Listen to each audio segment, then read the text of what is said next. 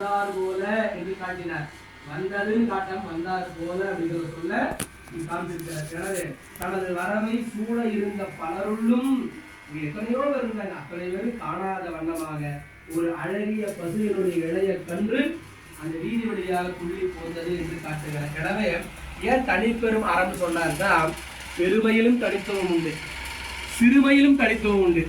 அவனை மாதிரி மோசமான ஆள் ஒருத்தரும் கிடையாது. அதுவும் ஒரு தனித்துவம் தானே. அதனால தனி பெரும்னு காட்டினார். எனவே பெருமைக்கும் தனித்துவம் உண்டு, சிறுமைக்கும் தனித்துவம் உண்டு.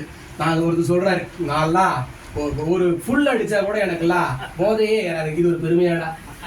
ஆனா அவர் சொல்றாரு, நான்லாம் ஃபுல் அடிச்சு நீலாம் மோந்து பார்த்தாவே கீழே விழுந்துருவேன்.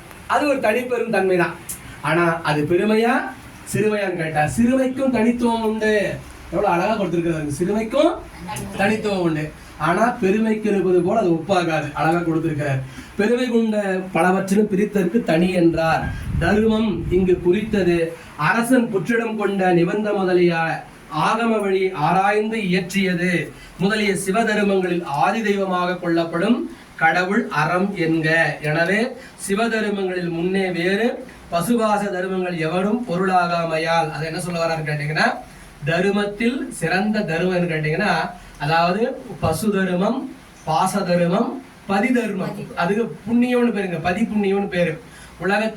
உலகத்தினுடைய நன்மைகளுக்காக செய்யக்கூடியது, நம்மை போன்று இருக்கக்கூடிய உலக உயிர்களுக்காக செய்யக்கூடியதற்கு விட மேலான புண்ணியம் எதுன்னு கேட்டீங்கன்னா, இறைவனின் பொருட்டு செய்யக்கூடிய பதிபுண்ணியம் என்றுதான் நம்முடைய ஆசிரியர் காட்டுகிறார்.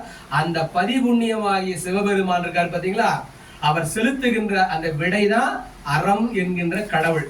சிவபெருமானுக்கு எது வாகனம்னு கேட்டா, நாமளை கேட்டா நம்ம சொல்லுவோம் நந்தின்னு சொல்லுவோம், நந்தி வாகனம் உடையவர்னு. ஆனா அந்த நந்தியினுடைய உண்மைத்தன்மை என்ன தெரியுங்களா, அறம்.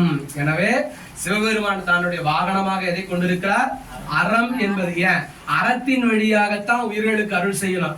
அவர் பூசை பண்றதுக்கு பொருள் வாங்கி கொடுத்தாரு, இவரு மாலை வாங்கி போட்டாரு, இவரு பூசைக்கு நெய்வேத்தியம் பண்ணாரு, இவரு கோயில் கட்டினாரு, அந்த வழியெல்லாம் பார்க்க மாட்டாருங்க. எதுவாக இருந்தாலும் அறத்தின் வழியாகத்தான் இறைவன் அருள் புரிவானதுனால அவருடைய வாகனமே அறமாக இருக்கிறது என்று காட்டுகிறார். எனவே அப்படிலாம் அந்த சொன்னார் பாத்தீங்களா. அடுத்தது பாத்தீங்கன்னா, அடுத்த பாடல்ல 23வது பாடலை காட்டுகிறார். புனிற்று ஆவின் கன்றுவோர் அபாய